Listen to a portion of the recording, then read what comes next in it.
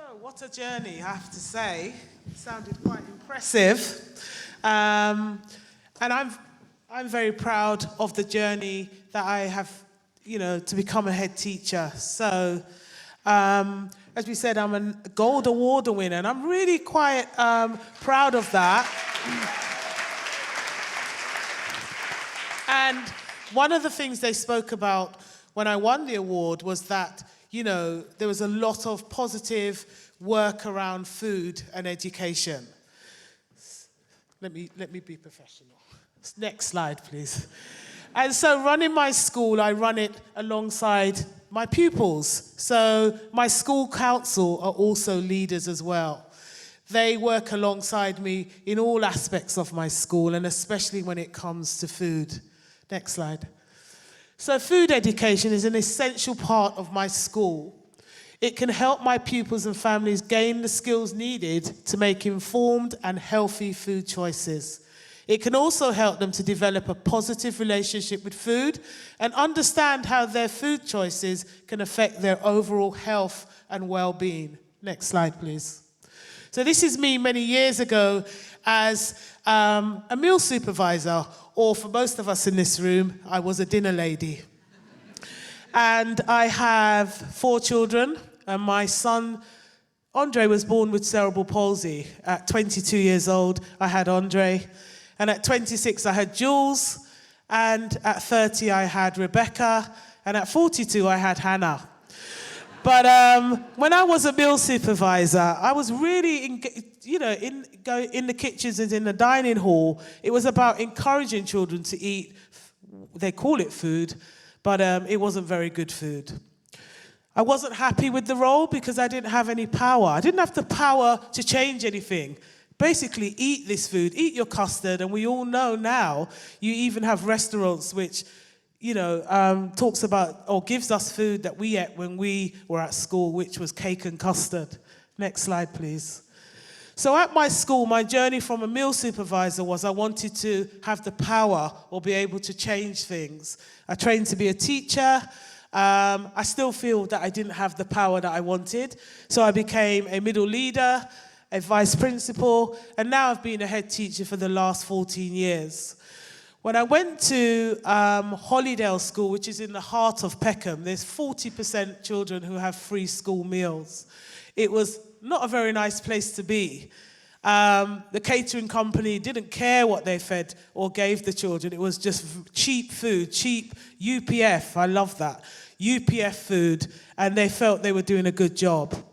But the breakfast club, there was only 10 children who attended, and it was white bread, and it was orange juice, jam, full of sugar, and margarine.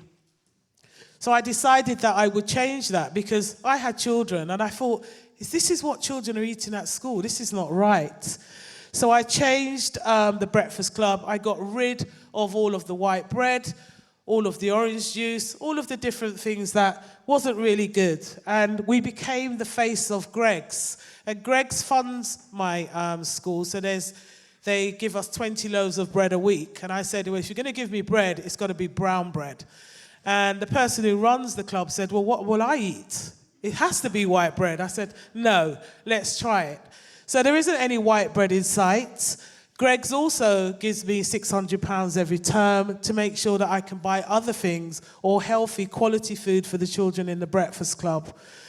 As I said, it's about education. So we provide food for the children that they can create a healthy breakfast. And all the time it's about educating children about eating quality first food and the staff as well. Next slide, please. It's all about education and harvesting knowledge in the school. So the curriculum is an important part. The food curriculum is an important part, and it sits us alongside reading, writing, and maths. So we work with organisations like School Food Matters, Adopt a School, where they come in and they teach my children about quality first food, about vegetables, making them edible, how you prepare those. And that's part of the curriculum. So it starts from as soon as those children come into Hollydale. Next slide, please. School dinners, as I said, was a major problem. The food was rubbish. So I said to the catering company, I will control the menu. This is what I want to see. So the menu's not given to me. It's discussed alongside the caterers. There's cultural days and event days, so they can understand that food is diverse. It goes across cultures. So we have, like for Black History Month, we have foods which reflect the population of the school as well. You have jerk chicken, a sweet potato, plantain. They know what a plantain looks like. They can tell you what it tastes like. And it doesn't have to be fried. So you have pineapple upside down cake. Children sometimes want a bit of sugar, but that might be once for the week rather than every day. Next slide, please. So then the pandemic arrived, and there was a major issue. And we realized that, some of our families were really struggling. And then we came across an organization called School Food Matters who said, look, we will support you. We will deliver food parcels to your school to support your families. Because what the government weren't aware of is that it wasn't just the 40% free school meal children who had issues around food. It was parents like this family who worked really hard and they were just above the poverty line and they wasn't given any money, so they were struggling. So then School Food Matters came along and said, we will drop breakfast parcels, food parcels for your families, which was amazing. And it wasn't just any type of rubbish food, it was food that they could experiment with. So if you didn't understand how to cook rice, if it was in the parcel every week, at some point you were going to try that. So these families here were very beneficial. The Guardian newspaper heard about what we were doing and came down and interviewed and saw that this situation was real. They needed, or we needed, the government needed, or the charities like School Food Matters were supporting my families. Next slide, please. So the food you can see is quality first food, brown bread, and food that really supported, and not just the issues of the pandemic, but quality first food was given to our families right throughout the pandemic. Next slide. So here is a family that had moved down from Cardiff and had been in my school for probably 2 or 3 weeks. And they were so happy and grateful and couldn't believe that we were supporting families with quality food, not just anything given to them because they were poor or needed support.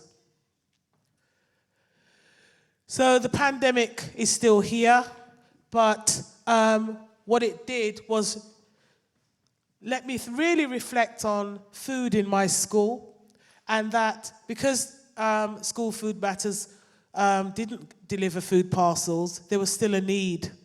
So I contacted Fair Share, which is, and City Harvest, which is food banks that provide food. And as you can see, the quality of the food was important.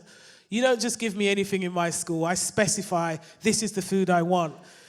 And strategically what we were doing was teaching the parents that if you haven't had organic baby spinach, you might want to try that. Some of the food was better than what I was eating at one point. But, so the quality of the food is really important. And so when the food banks come into my school, the staff will say, well, give it a go. So the first month or so of the food bank, all the vegetables, they were the only things that was left behind. But as time has gone on, parents would come back and say, Miss Reid, I've tried how to use those peppers. It wasn't successful, but I'm going to try that again. And I have parents who run the food bank. I'm just there just to check and see what's going on. And every week, since probably a year or two, 100 parents benefit from these food banks that come in on a Monday and come into school and deliver on a Friday. And it's strategically teaching these parents that we want you to eat quality first food, which improves concentration and is better for cognitive function. It will impact on your child's achievement. So when we are judged as schools where children are eating quality first food, it's sometimes unfair. So the work that I do at Hollydale is paramount. It's important that these children grow up knowing that good food doesn't have to be expensive, but it will support you in your future endeavors. Next slide. So it's not just about giving. What I try to teach my parents as well is that you sometimes need to give back. So during harvest time, we expect parents to donate so that this food can go back into Salvation Army and give to others. It's about teaching children that this is a giving society, and sometimes it's not always about just being, you being given to. You need to give back as well. And normally, when I started this a year ago, you'd have one crate of food that was given to parents. Now, Harvest Festival, there was 10 crates of food that we donated to Salvation Army. Next slide. So, it was lovely to hear about school gardens. When I went to Hollydale, there wasn't a garden, but there was a space that was overgrown. So I contacted Deloitte, the bankers, and 40 of them came into my school and created 2 gardens. And they paid for all the plant, what do you call those things? Sleepers, that's the word. Sleepers. They put down the artificial grass so the children could just walk. And my school garden is an amazing place. The children win awards. They understand what it is to where, tomatoes start off as a seed. And they can articulate about, working in the garden and what the products produced will be. Next slide. So because of that, School Food Matters spoke to us about marketeering. So the children grow the food in the gardens at Hollydale, and then they sell the food at Enterprise Day, organised by School Food Matters. They sell cucumbers, tomatoes, lots of peppers. It's just amazing. And this year, they sold £100 worth of fruit and vegetables that they had grown in the school gardens. Next slide. So as I said, all of this food education feeds into the reading, writing and maths.